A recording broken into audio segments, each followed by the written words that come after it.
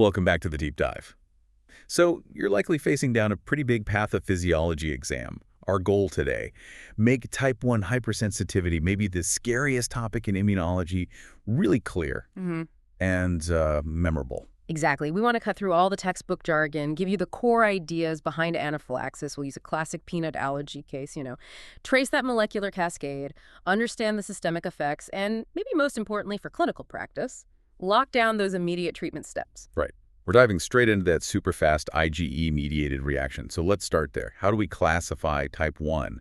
And why is that IgE antibody like the star of the show? Well, it's all about speed. That's why it's often called immediate hypersensitivity. The whole process really hinges on immunoglobulin E, or IgE. Think of IgE like. Well, normally it handles parasites, but when it goes wrong, it's the trigger for this huge reaction. The key is it only takes minutes once you're exposed again. Okay, minutes, let's unpack that. The cellular mechanics, I think this is where people get tripped up. The difference between the first exposure, sensitization, and the actual trigger. Who are the main players here? Inside the cell, I mean. Okay, the central players are definitely the IgE antibodies, and they're essentially stuck to the surface of two really important cell types. Mast cells, which hang out in tissues, and basophils circulating in the blood.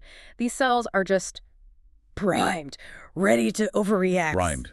Let's focus on that, the first exposure. Now, sensitization. Yeah. So the patient eats peanuts for the very first time. What's happening to that mast cell then? Right. So that first encounter makes B cells produce IgE antibodies specifically designed for, say, that peanut protein. But the IgE doesn't just float around. No, it latches onto the mast cells and basophils, finds these special docking stations, FCER1 receptors, and just sticks there. Hold on. So is it just the IgE being there on the mast cell that's the issue? Or is it something else, like the cross-linking you mentioned? Can we clarify that? That's a really crucial distinction, especially for your exams. Just having IgE on the receptor, that's only sensitization. It's like loading a gun. The mast cell is ready, but it hasn't gotten the signal to fire yet. The patient feels fine at this stage. Okay, gun-loaded. Which brings us to step 2, re-exposure. The trigger. The patient, now sensitized, eats peanuts again. What's the actual switch that flips? What causes that huge release? This is the firing pin. The allergen itself, the peanut protein, has to physically link to adjacent IgE antibodies already sitting on the cell surface. Imagine it like a bridge connecting them. That specific cross-linking action, that's the signal. It causes a massive, rapid flood of calcium into the cell, and that starts the degranulation. Degranulation. That's the explosion, right? Oh. The chemical grenade going off inside the body. Instantaneous. And that explains the rapid symptoms. Okay, so where does this chemical explosion hit hardest? The inflammatory arsenal. Yeah, we need to connect that cellular event, the degranulation, to the symptoms you'll actually see in a patient. The mediators get released in sort of 2 waves, but the immediate crisis, that's driven by chemicals already packed in the granules, mostly histamine. Histamine, the classic allergy bad guy. For the patho, what exactly is histamine doing to the blood vessels? Histamine does 2 main things, and they're linked. First, huge vasodilation. The blood vessels widen everywhere. Second, it dramatically increases capillary permeability. So plasma, the fluid part of blood, just leaks out fast. Yeah. Into the tissues, clinically what you see is swelling, edema, and a really sharp drop in blood pressure. Wow. So histamine causes the vascular system to just crash. But you mentioned waves. What molecules are made after the initial release, and why might they be even worse for the airway? Right. So after that initial burst, the cell starts making new mediators like leukotrienes and prostaglandins. And the really interesting thing here, the leukotrienes, LTC or LTD, ilearos, they are way, way more potent at constricting the bronchioles than histamine, like thousands of times more potent. So histamine starts the crash, but leukotrienes really slam the airways shut. Thousands of times. Okay, that difference is key. Leukotrienes are the heavy hitters for airway closure. What about prostaglandins? Prostaglandins, especially PGDO, they kind of add fuel to the fire on both fronts. More vasodilation, making the low blood pressure worse, and also more bronchospasm. And then thinking a bit longer term, you have cytokines. Things like IL-4, IL-5. They're the recruiters. They call them backup, like eosinophils, and keep that inflammation going, can make the reaction last longer. Okay, so this flood of chemicals leads to, well, multiple systems failing. Let's trace that from the mediators to what we see in the patient. Systemic collapse. Starting with circulation, what happens when you get that widespread vasodilation and all that plasma leakage together? This is the absolute core threat. Life-threatening. Systemic vasodilation plus massive plasma leakage.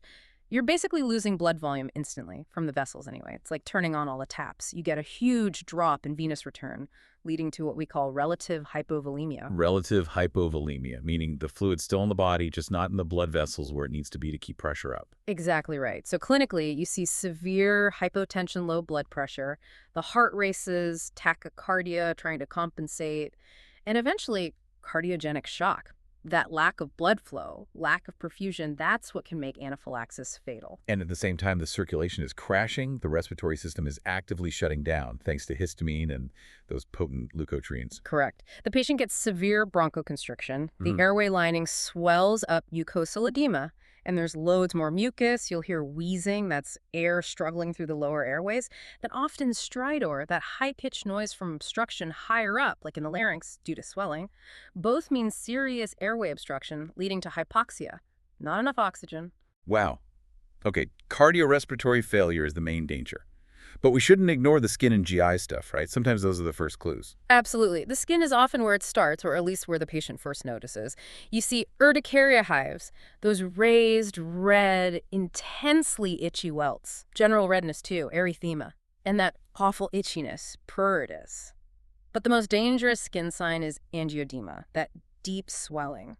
Especially lips, tongue, throat. That's an immediate airway emergency on its own. Scary. And the gut reacts pretty violently too, doesn't it?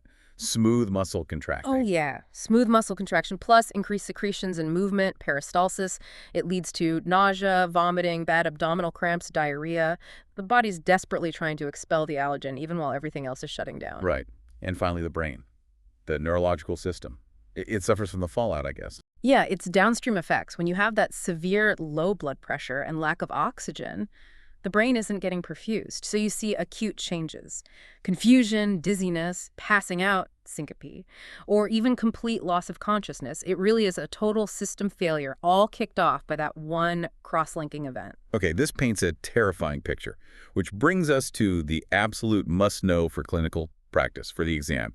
Yeah. Given this explosion, what is the #1 non-negotiable first-line treatment priority? What does all this pathophysiology tell us? It tells us we need something powerful, fast, something that works on both the crashing blood vessels and the closing airways. And that drug is epinephrine, adrenaline, immediate intramuscular epinephrine. That's the first-line treatment, no hesitation, do not delay. Okay, epinephrine, why is the perfect antidote here?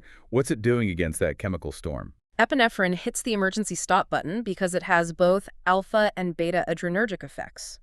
The alpha effects cause potent vasoconstriction, squeezes those leaky, wide-open blood vessels shut, directly fights the histamine effect, brings blood pressure back up. At the same time, the beta effects cause powerful bronchodilation, opens up the airways that the leukotriene slams shut. It tackles both life threats at once. Crucial. And for everyone prepping for clinicals, let's just nail down the administration details. Yes, it absolutely must be given intramuscularly, IM, in the muscle. Speed of absorption is critical. And the dose, the standard pediatric dose, 10 micrograms per kilogram IM. Knowing where to give it is also key. Usually the vastus lateralis, the big muscle on the side of the thigh, you need that rapid absorption to save the patient. Right, epi first, always. But what about supportive care, other drugs? And why must those never delay that first epi shot? Supportive care is essential, absolutely. High flow oxygen, getting ready for advanced airway management if needed, and lots of IV fluids, big volumes to try and refill the leaky vascular space. We do use adjuncts like antihistamines, H1 and H2 blockers, to block any further histamine effects, and corticosteroids mainly to prevent a later reaction. But, and this is key, these are slow, they take time to work, they will not fix the immediate crisis, only epinephrine does that fast enough. Got it. Epi first, support follows. Now, thinking back to the peanut allergy example, what are those critical prevention points? Things students need to be ready to teach patients and their families. Patient education is huge here. It starts with absolute strict avoidance. No peanuts, no tree nuts, period. Reading food labels religiously, understanding cross-contamination risks like sharing utensils or cooking surfaces, and then readiness. The patient must carry their epinephrine auto-injector, their EpiPen everywhere, all the time, wearing a medical alert bracelet or necklace, making sure schools, daycare, work, friends, family, everyone knows the allergy and the action plan. Makes sense. And just for context, those top 8 food allergens, remind us. Yeah, the big 8 account for most food allergies. Peanuts, tree nuts, milk, eggs, soy, wheat, shellfish, and fish. Know those 8. You'll definitely see them in practice. Okay, great. So let's just quickly recap the absolute critical pathophysiology points for the exam. Mhm. 1. Know the difference between IgE just binding to the mast cell, that's sensitization, and the allergen cross-linking the IgE, that's the trigger. Right. 2.